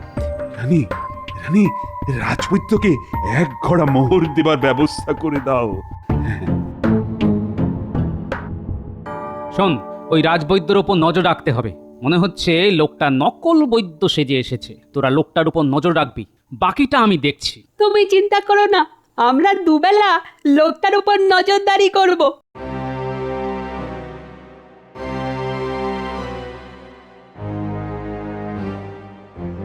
ও গোপালের বউ, কি সব কাণ্ড হচ্ছে শুনেছো?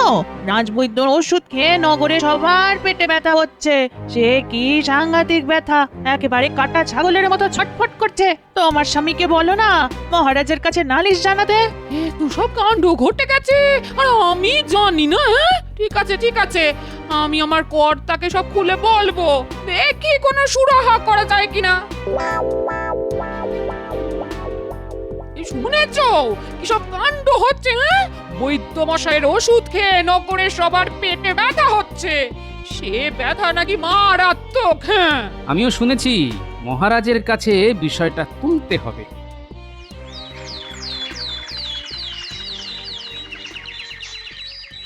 কোনটা যে কোন অসুখের ওষুধ তা তো জানি না। এত লোক আসছে ওষুধ নিতে।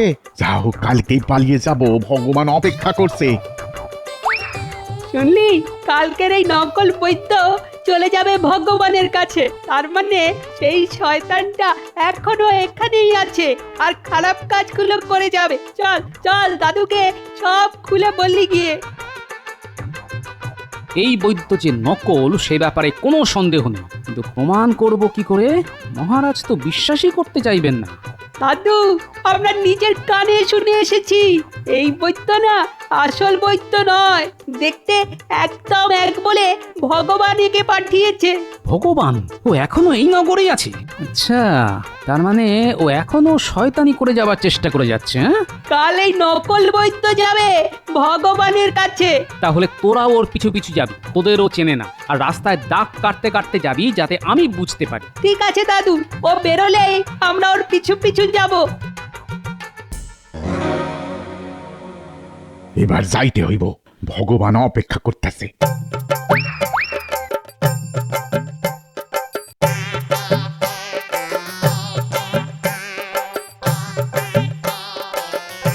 এই লোকটা এক্ষুনি ভগবানের কাছে যাবে, আমাদের ওর পিছু পিছু যেতে হবে। চল, একটা লাঠি দিয়ে রাস্তায় দাগ কাটতে কাটতে যাব, যাতে দাদু বুঝতে পারে আমরা কোথায় গেছি। যাক, ভালোই ভালোই কাজটা হয়ে গেল। এত মোহর আমার 3 পুরুষের কেউই দেখেনি। কিন্তু কিন্তু ভগবানকেও তো ভাগ দিতে হবে, নইলে ভগবান একবার রেগে গেলে আমি তো শেষ হয়ে যাব। শুনলি কি বললো? আর আমরা রাস্তায় দাগ কাটতে কাটতে ওর পেছন পেছনই যাচ্ছি। আরে বাড়িতে তালা দেওয়া, তার মানে নকল রাজবৈদ্য পালিয়েছে। চিন্তার কিছু নেই, পিছনে গুলটে আর ন্যাপলা আছে। ওই তো রাস্তায় দাগ কাটা আছে, তার মানে ওরা পিছনেই যাচ্ছে। আমি ওই দাগ ধরেই ওদের পিছু নিচ্ছি।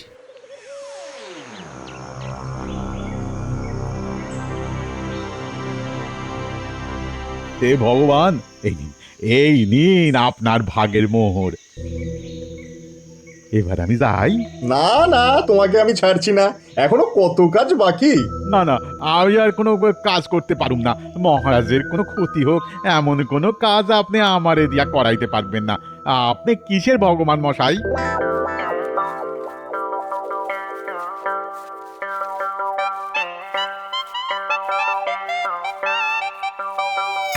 এতক্ষণ দাগ দেখে দেখে এইখানে এসেছি। ওই তো একটা বাড়ি, এইখানে দাগ শেষ হয়ে গেছে, তার মানে এখানেই ওরা আছে। কিন্তু গুলটে আর ন্যাপলা কোথায়? ওই তো গুলটে আর ন্যাপলা, এই ঘরেই ওরা আছে। ওদের বাইরে আনতে হবে। শোন, ওই যে কয়লাগুলি পড়ে আছে সেখানে গিয়ে তোরা আগুন জ্বালিয়ে দে। ধোয়া দেখে ওরা যেই বাইরে আসবে আমরা গিয়ে ঘরে ঢুকবো। বেটা, ভগবানকে পাকড়াও করতে হবে। আমি আগুন দিচ্ছি, দাদু তুমি পেছনে লুকিয়ে থাকো। একটা পোড়া পোড়া গন্ধ পাওয়া যাচ্ছে, কে কোথায় আগুন লাগালো দেখতে হচ্ছে। এই রে, আমার কয়লায় আগুন ধরে গেলে তো সর্বনাশ। যাই যাই যাই যাই, গিয়ে দেখে আসি, যাই। এটাই সুযোগ, দাদু যদি এইবার ঘরে ঢুকতে পারে। ওরা বেরিয়ে গেছে, এই সময় ঢুকতে হবে। গোপাল, গোপাল, তুমি এসেছো গোপাল। যাক যাক, বাঁচা গেল। এবার ওই শয়তান দুটো ধরা পড়বে। এই আমি ক্যাট হয়ে বসে রইলাম, দেখি আমাকে দেখে ভগবান কি করে। চল ন্যাপলা। চলুন ভগবান প্রভু, চলুন ঘরে ঢুকি। চলো যাই।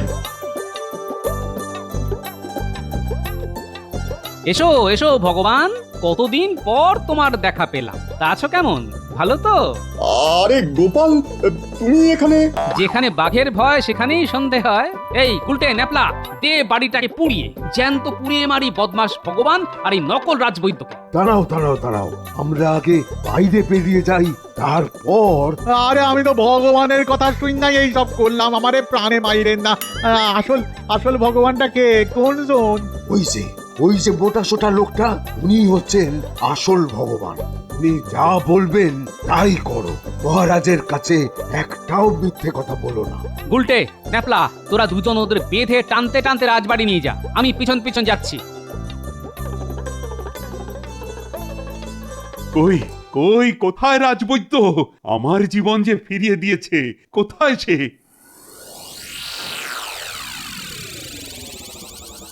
কি দুজন রাজবৈদ্য? এটা কি করে সম্ভব হলো? কিন্তু কি আসল আর কেই বা নকল? ইনি হচ্ছেন আসল বৈদ্য। ওনাকে রাস্তায় বন্দি করে এই নকল লোকটাকে এখানে পাঠানো হয়েছে আপনাকে ওষুধ দেবার জন্য। পরিবর্তে যত মোহর পাওয়া গেছে তাতে একজন লোকের সারা জীবন চলে যেতে পারে। আর দেখুন তো, একে চেনেন কি না? আরে এ তো আমাদের ভগবান। আরে তাকে তো তাড়িয়ে দিয়েছিলাম, সে কোত্থেকে এখানে এলো? ভগবান কোথাও যায়নি, এখানে ঠ্যাং ভেঙে পড়েছিল। সুস্থ হবার পর আবার বদমাশি শুরু করে দিয়েছে। ওই এই কাণ্ডের নাটের গুরু। আর এই নকল রাজবৈদ্যর জন্যই আজ রাজ্যে এত অসুখ, এত বিসুখ, মানুষ এত কষ্ট পাচ্ছে। এদের কি শাস্তি হবে মহারাজ? এদের একটাই শাস্তি, রাজবৈদ্যর বাড়িতে যত জড়িবুটি আছে সব এদের খেতে হবে। ওরা গোপালের সামনে সেই সব পাচন জড়িবুটি খাবে, তারপর দেখি সেটা হজম করতে পারে কিনা। মহারাজ মহারাজ আমার কোনো দোষ নাই মহারাজ, কোনো দোষ নাই। এই লোকটা নিজেরে ভগবান বইলা আমার এই কাজ করাইছে, আমি লোভে পইরা গেছিলাম মহারাজ, আমারে ক্ষমা করে দেন। আমাকে আপনি অন্যায়ভাবে মন্ত্রীর পদ থেকে সরিয়ে দিয়েছিলেন, আমি তার প্রতিশোধ নিতে এই কাজ করেছি। তবে যতদিন গোপাল আছে ততদিন এই কাজ আর করব না মহারাজ, আমাকে ছেড়ে দিন। বাবা ভগবান, এই পাঁচনটা খেয়ে নাও তো লক্ষ্মী ছেলে, দেখবে মাথা থেকে কেমন সব বদবুদ্ধি বার হয়ে যাচ্ছে। গোপাল গোপাল যে ওষুধটা খাওয়ালে তাতেই আমার ব্রহ্মতালু ফুটো হয়ে সব বুদ্ধি বার হয়ে গেছে। আমার মাথায় আর কোনো কুবুদ্ধি নেই, সব সুবুদ্ধি। এই ওষুধটা ওকে খাওয়াও গোপাল, দেখবে দেখবে ও কেমন বোবা হয়ে যাবে। নাও আমার সন্টামনটা ওষুধটা খেয়ে নাও তো, তোমাকে বোবা না বানালে যে তুমি আবার খারাপ কাজ করবে। আমার ধুতিতে হয়ে গেছে, আমি কি মাঠে যেতে পারি? পাগল, ভগবানকে কেউ মাঠে ছেড়ে দেয়? চলো আমিও তোমার সঙ্গে যাই। না না, দরকার নেই, আমার ধুতিতেই হয়ে গেছে।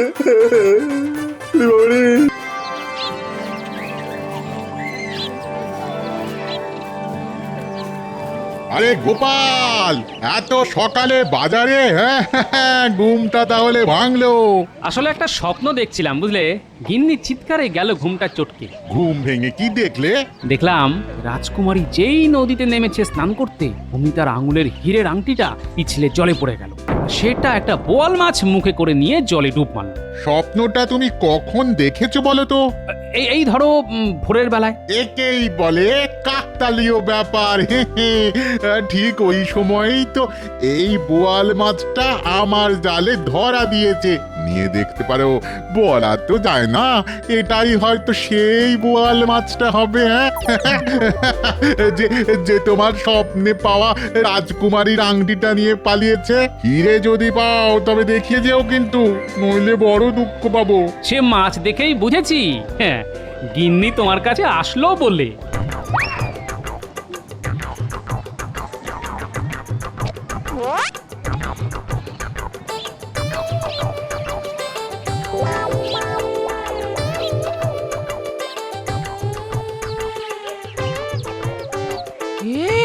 এই মাছের মুখটা খুব চেনা চেনা লাগছে গো, একবার এসে দেখে যাও না। হ্যাঁ, আমারও তখন থেকে খুব চেনা চেনাই লাগছিল। কি বলো তো? আয়নায় একবার নিজের মুখটা দেখে এসো, চিনতে পারবে। হ্যাঁ, চিনেছি, একদম আমার মতো তো। কিন্তু এ মাছের পেটে যে গুপ্তধন আছে সেটা জানো কি?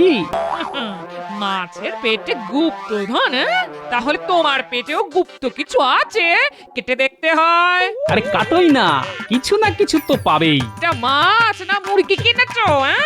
এত ডিমওয়ালা মাছের কোনো স্বাদ হয়? আচ্ছা, মাছের ডিমের বড়া কি খেতে খারাপ? হ্যাঁ, আজ বেশ জমিয়ে রাঁধো দেখি, জমিয়ে খাই। কিন্তু গুপ্তধন সেটা কোথায় গেল? মনে হয় পুকুরের জলে। রোজ কয়েকশো করে ডুব মারলেই একদিন না একদিন নিশ্চয়ই পাবো। আজ দেখি কয়েকটা ডুব মেরে গুপ্তধন পাই কিনা। কয়েকটা দিন ভালো ছিল লোকটা, মাথাটা এবার বোধহয় সত্যি বিগড়েছে। বলে কিনা মাছের ডিমের ঝোল রাখতে খেয়ে পেট ছাড়বে, পেট। আমি কি করব?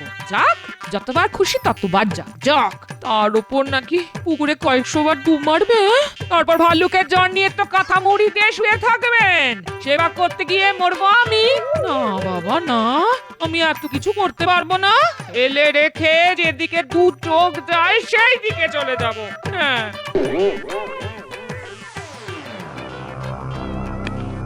মহারাজের জয় হোক। কি ব্যাপার দূত, নবাবের সবকিছু কুশল তো?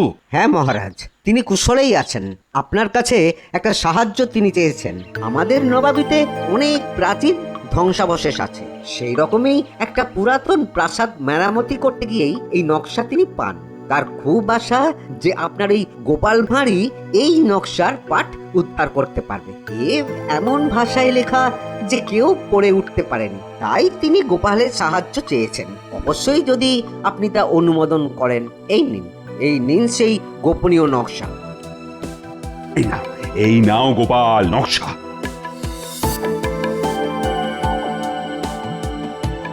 দেখো দেখি নবাবের কাছে আমার মান রাখতে পারো কিনা। আগে আপনি যখন আদেশ করেছেন তখন চেষ্টা করে দেখতে পারি।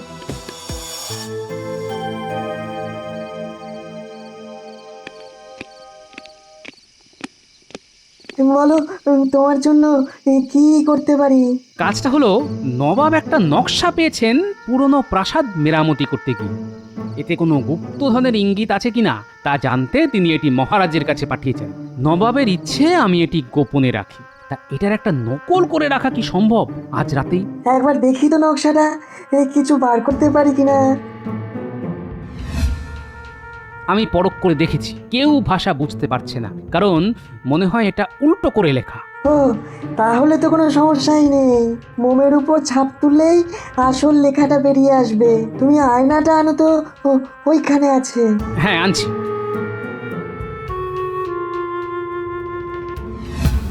দেখো দেখো গোপাল, সামনে কোনো ভাষা দেখতে পাচ্ছ? আরে এ তো বাংলায় লেখা, তবে বেশ কয়েকটা সংকেত লেখা আছে, সেগুলি উদ্ধার করতে হবে। কিন্তু মন্ত্রী কি এই নকশা ছেড়ে দেবে? ও ঠিক চুরি করবে। তাই ভাবছি কি করব। চিন্তা করো না, আমি মোমের উপর ছাপ তুলে রাখছি, সেটাই আসল নকশা। এখন যেটা হাতে আছে সেটা চুরি গেলেও তুমি নিশ্চিন্ত থাকতে পারো। ওই উল্টো ভাষা আর কেউ পড়তেই পারবে না। এবার তোদের এমন একটা কাজ দেব, যদি করতে পারিস তবে এমন কপাল খুলবে না যে তোরা নিজেরাই নবাব হয়ে যাবি। একেবারে গুপ্তধনের সন্ধান পেয়ে যাব আমরা। এই কথা, আমাদের কাছে যা আছে সবই তো গুপ্তধন, আমরা কি সেটা কাউকে দেখাতে পারি? আর সেটা তো চোরাই মাল, সেটা গুপ্তধন কেন হতে যাবে? আরে আরে আজে বাজে কথা বলে মন্ত্রী মশাইয়ের কথাটাই তো শুনতে দিচ্ছিস না। তুই একটু চুপ করবি, চুপ করবি। হ্যাঁ, যা বলছিলাম, গোপালের কাছে নবাবের পাঠানো নকশাটা আছে, ওটা চুরি করতে হবে। পারবি তো? একদম নিশ্চিন্ত থাকুন মন্ত্রী মশাই, নকশাটা আজ রাতের মধ্যেই আপনার হাতে চলে আসবে। গোপাল, এই নাও তোমার নকশা। এটা আর এখন কোনো কাজে লাগবে না, আসলটা আছে মোমের ছাপের উপর। তাহলে নবাবের পাঠানো নকশার আর কোনো কাজ নেই, তাই তো? তাহলে এটা নিয়ে যাও। কখন কোনটা কাজে লাগে তা তো আগে থেকে বোঝা যায় না। যাও যাও। এবার আর কি, পায়ের উপর পা তুলে আরাম করব। ঘটা, তুই এবার একটা বিয়ে করে ফেল, আর তো চুরি করে খেতে হবে না। বিয়ে করে সংসার কর, দেখবি কি মজা। বাজে কথা ছেড়ে যে কাজে এসেছি সেটার দিকে মন দে। হ্যাঁ, এমন ভাবে গোপালের ঘরে ঢুকতে হবে গোপাল যেন টেরই না পায়। ধুর, টের না পেলে চুরি করে কোনো মজাই নেই, বুঝলি?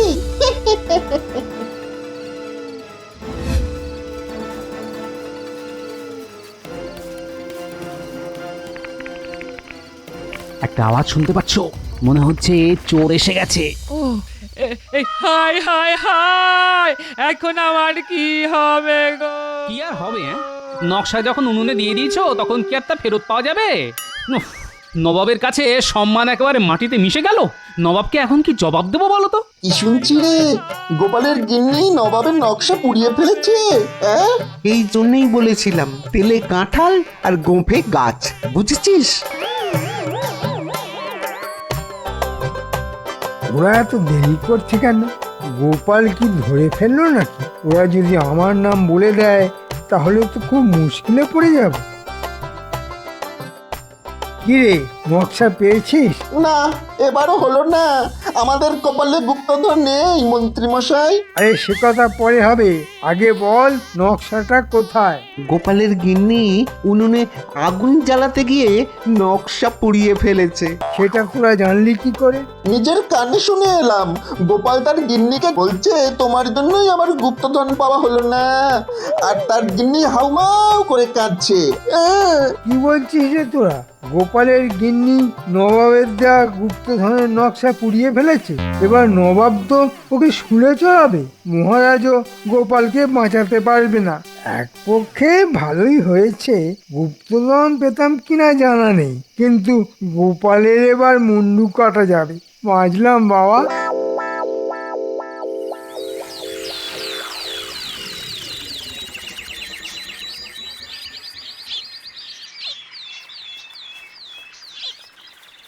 কি বিজ্ঞানী, এত সকালে?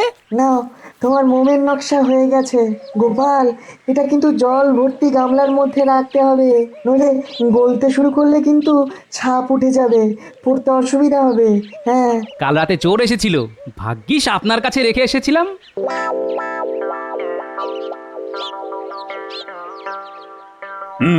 তা গামলায় কি আনলে গোপাল, তাও আবার রাজসভার মধ্যে?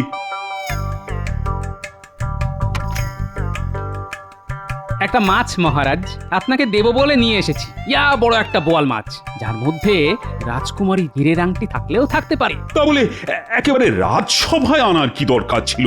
মহারাজ, চোরের ভয়ে আজকাল মাছ চোর খুব বেড়ে গেছে।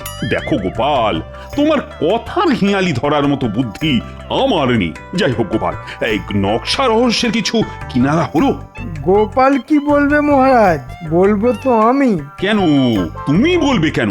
গোপালকে এই কাজের দায়িত্ব দেওয়া হয়েছিল, তা তোমার এখানে বলার কি আছে? গোপালের কিছু বলার মুখ আছে মহারাজ? আপনার অবগতির জন্য জানাই, গোপাল গিন্নি ওই নকশা উনুন জ্বালাতে গিয়ে পুড়িয়ে ফেলেছে। তা যদি সত্যি গোপাল নকশা পুড়িয়ে ফেলে, তার ছাই তোমার কাছে এলো কি করে? না মানে, আমাকে বিপদে ফেলার জন্য গোপাল সেই ছাই আমার উনুনে রেখে এসেছিল। বাবা গোপাল, তোমার বুদ্ধি তো কম নয়। তা আসল ব্যাপারটা কি বলো তো? মহারাজ, নকশায় কি লেখা আছে তা আমি পড়ে ফেলেছি, তাই নবাবের নকশাটা আমি সত্যিই পুড়িয়ে ফেলেছি। যদি অন্য কারোর হাতে পড়ে তাহলে গুপ্তধন হাতছাড়া হয়ে যেতে পারে, তাই। তাহলে কি দেখে তুমি রহস্যের সমাধান করবে? মহারাজ, বিজ্ঞানীর সাহায্যে আমি নকশার একটা ছাপ মোমের উপর তুলে নিয়েছি। সেটা অত্যন্ত গোপনীয় স্থানে রাখা আছে। এই ব্যাপারে বিস্তারিত আলোচনা করার জন্য আপনার একটু সময় আমি চেয়ে নিচ্ছি মহারাজ, অবশ্যই গোপনীয়ভাবে। নিশ্চয়ই নিশ্চয়ই, আজ রাজসভা ভেঙে গেলেই আমি আর তুমি আলোচনায় বসবো। যথা আজ্ঞা মহারাজ, সভা ভঙ্গের পরে সব আপনাকে খুলে বলবো। ঠিক আছে, ঠিক আছে।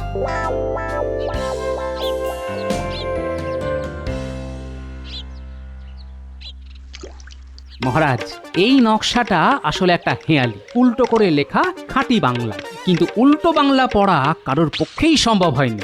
আমি আর বিজ্ঞানী সেই রহস্য উদ্ধার করে মোমের উপর ছাপ নিয়েছি। এই মোমের ছাপ আপনার হাতে দিলাম, দেখুন তো পড়তে পারেন কিনা। বাবা বাবা, চমৎকার পড়তে পাচ্ছি। এই যে একেবারে ছড়া, এর মধ্যে কি গুপ্তধনের সংকেত লেখা আছে? সেটা তো মুর্শিদাবাদ না গেলে বুঝতে পারবো না মহারাজ। তাহলে যত তাড়াতাড়ি সম্ভব তুমি রওনা দাও। আমি এই মোম ছাপ পাহারা দেওয়ার জন্য 10 জন পাইক বড়কন্দাজ পাঠাচ্ছি তোমার সঙ্গে। ঠিক আছে মহারাজ, আমি তৈরি হয়ে নিচ্ছি। শোন, তোদের মুর্শিদাবাদ যেতে হবে, গিয়ে উজিরের সঙ্গে দেখা করে সব খুলে বলতে হবে। সব খুলে বলে দেব, কোনো চিন্তা করবেন না আপনি। গুপ্তধন আমরাই পাবো, আজ রাতেই আমরা বেরিয়ে পড়ছি।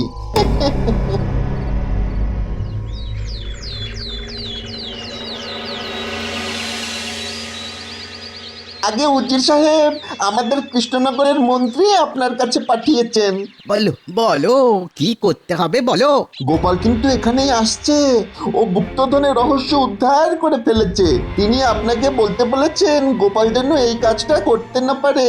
আপনি আমাদের দিয়ে আগে ভাগেই করিয়ে ফেললে এই গুপ্তধন আপনার হবে। কিন্তু গোপাল আমাকে বলবে কেন? ও তো নবাবকেই বলবে।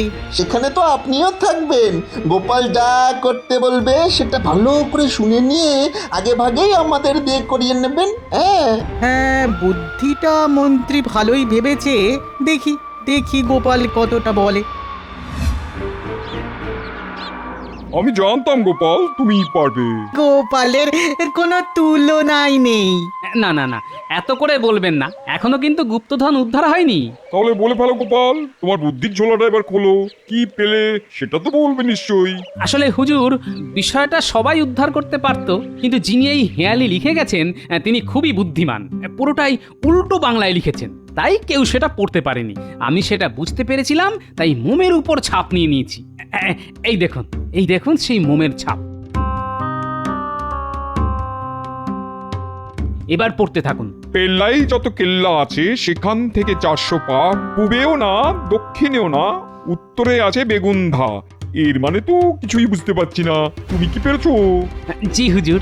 আচ্ছা, এখানে পেল্লাই নামের কোনো কেল্লা আছে? তার খোঁজ পেলে কিন্তু কাজটা অনেক সহজ হয়ে যাবে। এখানে আশেপাশে তো কেল্লার কোনো অভাব নেই, তবে তবে হ্যাঁ হ্যাঁ হ্যাঁ হ্যাঁ, এক সময় বেগুনভা বলে একটা গ্রামের জমিদার ছিলেন পেল্লাই খান, আর একটা কেল্লা আছে।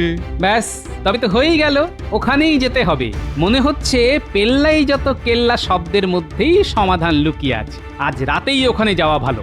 নবাব, রাতে ওই রাস্তা খুব বিপজ্জনক, তার চাইতে সকালেই বরঞ্চ যাওয়া ভালো। ঠিক কথাই বলেছে উজির, কাল সকালে যাওয়াই ভালো। হুজুর, এই মোম ছাপ খুব সাবধানে রাখা উচিত। নিশ্চয়ই তাই থাকবে। হ্যাঁ হ্যাঁ, মন্ত্রী ঠিকই বলেছে, গোপাল হেঁয়ালির সমাধান করে ফেলেছে।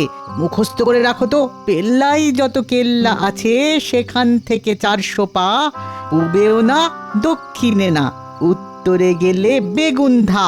কিরে, শুনলি তো? মুখস্থ বলতো। ও মুখস্থ নিয়ে আপনি চিন্তা করবেন না, একবার যখন শুনেছি তখন জীবনে আর ভুলবো না। কিরে ঘটা, ঠিক বলেছি তো? হ্যাঁ হ্যাঁ, ঠিক বলেছিস। তবু উজির মশাই, আপনিও একটু মুখস্থ রাখবেন। সামান্য একটা ছড়া মুখস্থ রাখতে পারবো না? হ্যাঁ, আজ রাতেই কিন্তু আমাদের বেরোতে হবে। তোমরা তৈরি তো? হ্যাঁ হ্যাঁ, আমরা সব সময় তৈরি থাকি। এটাই পেল্লাই খানের কেল্লা। হ্যাঁ, এরপর কোন দিকে যাবো রে? দাঁড়ান, ছড়াটা মনে করি। পশ্চিমে নয়, উত্তরে নয়, দক্ষিণে যাও বেঁকে। কিরে ঘটা, ঠিক বললাম তো? না, মনে হয় একটু ওই ভুল বলেছিস। ছড়াটা হবে দক্ষিণে নয়, উত্তরে নয়, পূব দিকে যাও হেঁটে। তোরা কি রে, একটা ছড়া মুখস্থ রাখতে পারিস না? দাঁড়া দাঁড়া দাঁড়া